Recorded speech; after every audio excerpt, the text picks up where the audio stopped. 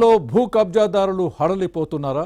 అధికారాన్ని అడ్డం పెట్టుకొని గతంలో బీఆర్ఎస్ నేతలు చేసిన అక్రమాలు ఇప్పుడు వారికి శాపంగా మారుతున్నాయా? ఓ మాజీ మంత్రి అనుచరులు భూ కబ్జా కేసుల్లో జైలు పాలయ్యారా? అరాచక శక్తులకు మంత్రి తుమ్మల నాగేశ్వరరావు సింహ స్వప్నంగా మారారా?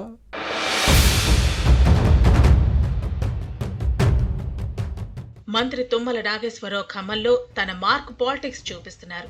అక్రమార్కులకు సింహ స్వప్నంగా మారారు. అక్రమార్కులు భూ కబ్జాదారులు ఆట కట్టించేలా ఉక్కుపాదం మోపుతున్నారు. బీఆర్ఎస్ పాలనలో రాజ్యమేలిన అరాచకం అవినీతికి చెక్ పెడుతున్నారు. ఎన్నికల్లో ఇచ్చిన హామీ మేరకు ఖమ్మంలో శాంతి భద్రతలకు ప్రాధాన్యత ఇస్తూ ప్రజలు ప్రశాంతంగా జీవించేలా చర్యలు తీసుకుంటున్నారు. బీఆర్ఎస్ పాలనలో భూ కబ్జాలకు పాల్పడ్డ అప్పటి మంత్రి పువ్వాడ అజయ్ అనుచరులపై చట్ట ప్రకారం చర్యలు తీసుకుంటూ జైలు ఊచలు లెక్కబెట్టిస్తున్నారు. మంత్రి ఆదేశాలతో పోలీసులు కూడా కఠినంగా వ్యవహరిస్తూ కబ్జాకోరులపై ఉక్కుపాదం మోపుతున్నారు. బైపాస్ రోడ్ రామాలయంలో సమీపంలో బీఆర్ఎస్ పట్టణ అధ్యక్షుడు ఆక్రమిత స్థలంలో నిర్మించిన షెడ్ ను రెవెన్యూ అధికారులు కూల్చివేశారు. ఇది ట్రైలర్ మాత్రమేనని, అసలు సినిమా ఇక ముందు ఉంటుందన్న వార్నింగ్ తో అక్రమార్కుల గుండెల్లో రైళ్లు పరుగులు తీస్తున్నాయి.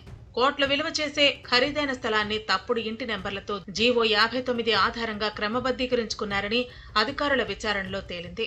సదరు బీఆర్ఎస్ నేతతో పాటు కార్పొరేటర్ గా ఉన్న అతని భార్యపై కేసు పెట్టి అరెస్టు చేసి రిమాండ్ కు పంపారు.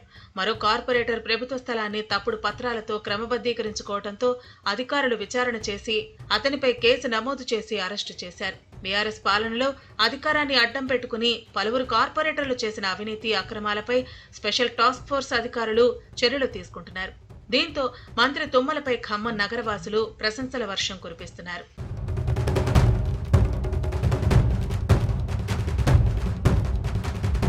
కారు పార్టీ పాలనలో కొందరు పోలీసు అధికారులు అప్పటి మంత్రి పువ్వాడ అజయ్ తో పాటు బీఆర్ఎస్ కీలక నేతలతో అంటకాకారు.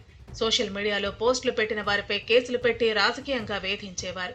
ల్యాండ్ సెటిల్మెంట్స్ లో తలదూర్చారన్న ఆరోపణలు ఉన్నాయి. అలాంటి 2 పోలీస్ అధికారులపై ఫిర్యాదులు అందాయి. వారిపై ఇప్పుడు ఉక్కుపాదం మోపుతున్నారు. ఎన్నికల ప్రచారంలో కాంగ్రెస్ అభ్యర్థి తుమ్మలపై హత్యా ప్రయత్నానికి ఓ పోలీస్ అధికారి నేతృత్వంలో ప్లాన్ చేసినట్టు ఆలస్యంగా వెలుగులోకి వచ్చింది. ఆ పోలీస్ అధికారి వీఆర్ఎస్ తీసుకుని మాజీ మంత్రి కోసం అడ్డగోలుగా వ్యవహరించిన తీరుపై బాధితులు ఇప్పుడు నోరు విప్పుతున్నారు. దీంతో ఆ ఖాకీ వ్యవహారం పోలీస్ శాఖలో హాట్ టాపిక్ గా మారింది. పువ్వాడ అజయ్ కు అనుకూలంగా వ్యవహరించిన ఓ సీఐ ఇటీవల సస్పెన్షన్ కు గురయ్యారు. ఖమ్మం 2 టౌన్ పోలీస్ స్టేషన్ లో పనిచేసిన సీఐ సోషల్ మీడియాలో పోస్టింగ్ పెట్టిన వారితో పాటు ఓ జర్నలిస్ట్ పై అక్రమ కేసులు బనాయించారు. ఈ అంశంపై విచారణ జరిపిన ఉన్నతాధికారులు ఆ సీఐ అక్రమాలకు పాల్పడినట్టు తేల్చడంతో సస్పెండ్ చేశారు.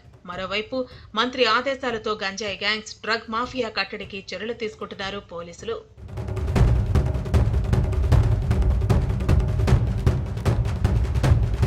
మంత్రి తుమ్మల వ్యవహార శైలిపై కాంగ్రెస్ తో పాటు ఇతర పార్టీల్లోనూ ఆసక్తికర చర్చ సాగుతోంది. 4 దశాబ్దాల రాజకీయ జీవితంలో గతానికి భిన్నంగా పనిచేస్తున్నారంటూ పొలిటికల్ సర్కిల్స్ లో టాక్.